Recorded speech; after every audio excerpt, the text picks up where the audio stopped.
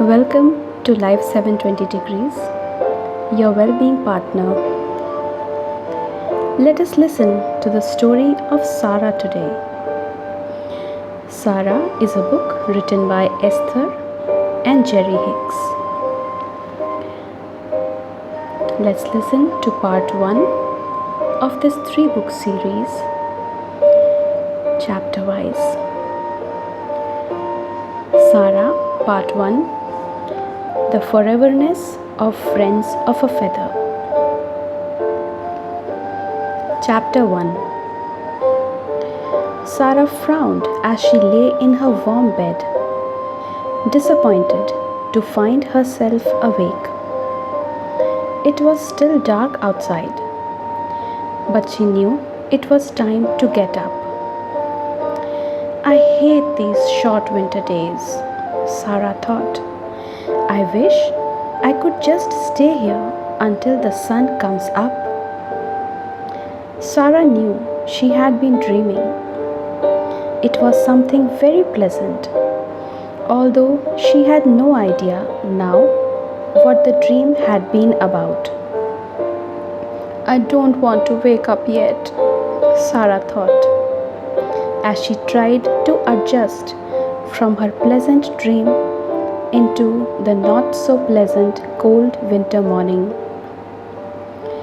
Sara snuggled down deep into her warm bed and listened to hear if her mother was up and moving about yet. She pulled the blankets up over her head and closed her eyes and tried to recall a piece of the very pleasant dream she had awakened from. It had been so delicious that Sara wanted more. Darn, I really need to use the bathroom. I'll just hold still and relax, and maybe I won't notice. Sara shifted her position, trying to delay the inevitable. It's not working. Okay, I'm up. Another day, big deal.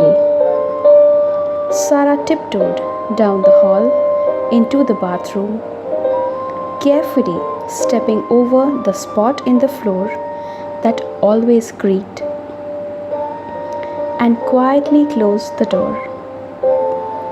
She decided to put off flushing the toilet so that she could enjoy the luxury of actually being awake and alone.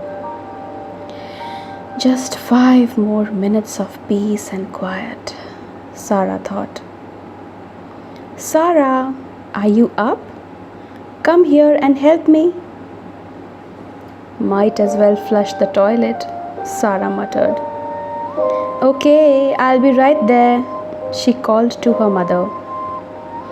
She could never figure out how her mother always seemed to know what everyone in the house was doing. She must have bugging devices hidden in every room, Sara bitterly decided. She knew that wasn't really true, but her negative mental rampage was well underway, and it seemed that there was no stopping it. I'm going to stop drinking anything before I go to bed.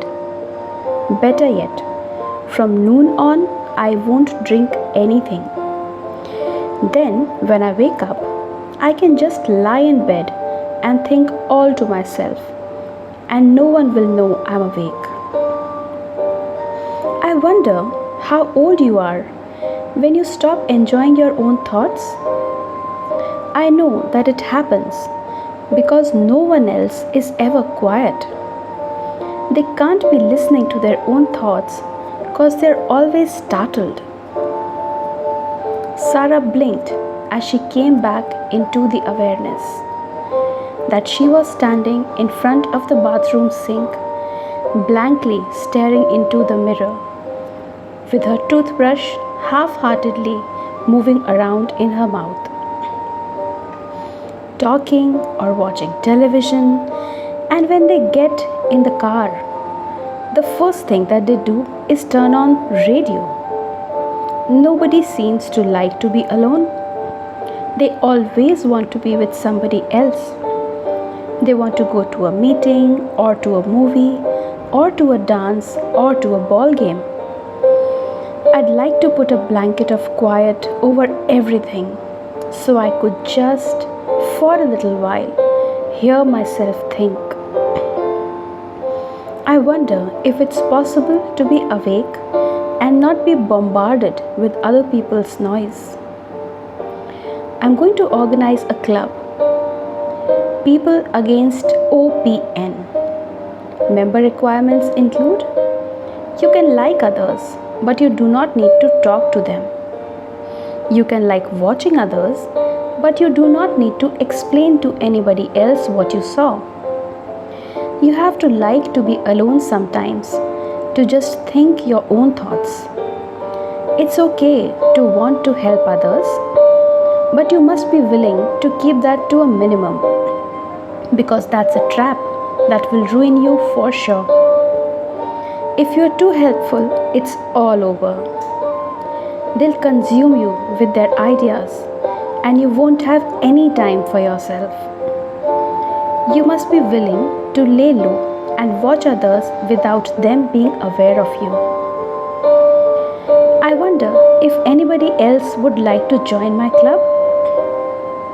No, that would ruin it. My club is about not needing clubs.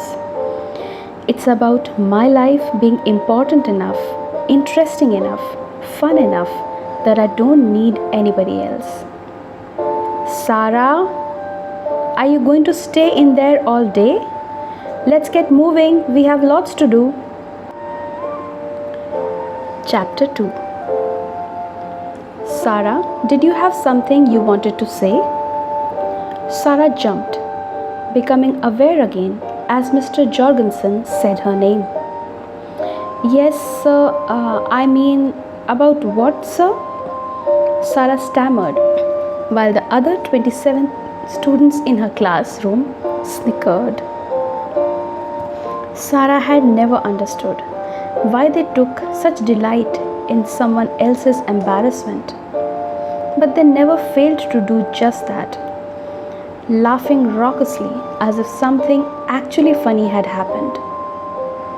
What is funny about someone else feeling bad? Sara just couldn't sort out the answer to that. But now wasn't the time to ponder that anyway, for Mr. Jorgensen was still holding her in the unbelievable spotlight of discomfort, while her classmates looked on with exaggerated glee. Can you answer the question, Sara? More laughing.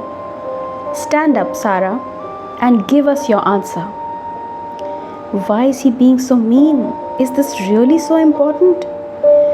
5 or 6 eager hands shot up around the classroom, as show of classmates took further delight in making Sara look bad.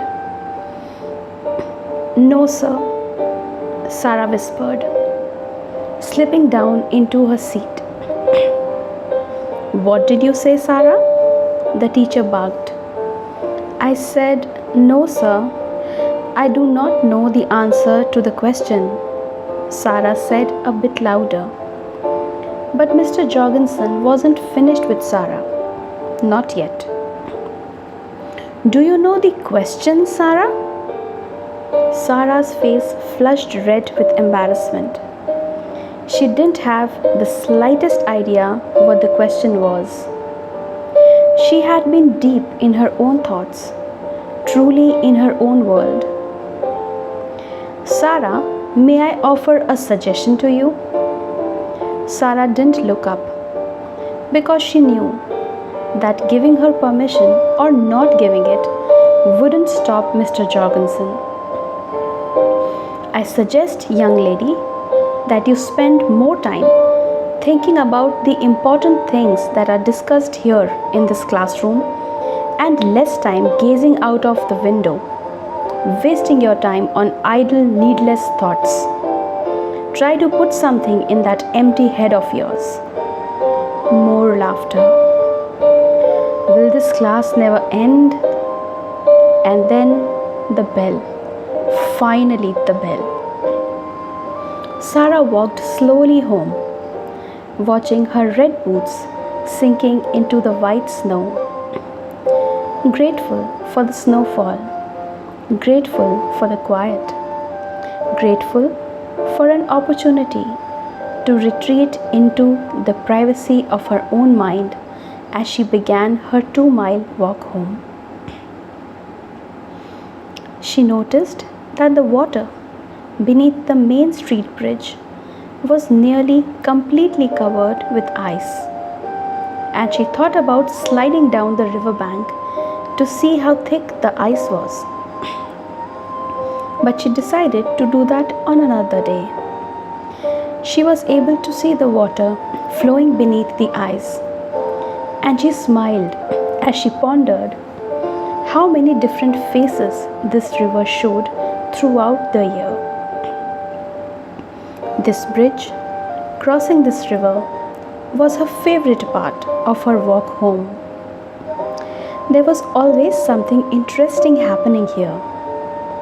Once across the bridge, Sara looked up for the first time since leaving the schoolyard, and she felt a little twinge of sadness wash over her as she realized that her quiet walk in solitude was only 2 blocks from ending. She slowed her pace to savor the peace she had rediscovered, and then turned and walked backwards for a bit, looking back at the bridge. Oh well, she sighed softly as she entered the gravelled driveway to her house. She paused on the steps to kick at a large sheet of ice, loosening it with her boot and kicking it off into a snowbank. Then she pulled off her wet boots and went into the house, quietly closing the door and hanging her heavy wet coat on the hook. Sara made as little noise as possible.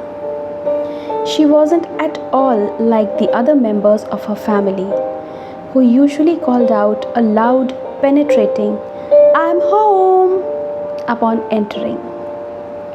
"I'd like to be a hermit," she concluded, walking through the living room into the kitchen. A quiet, happy hermit, thinking, talking, or not talking, getting to choose everything about my day. Yes,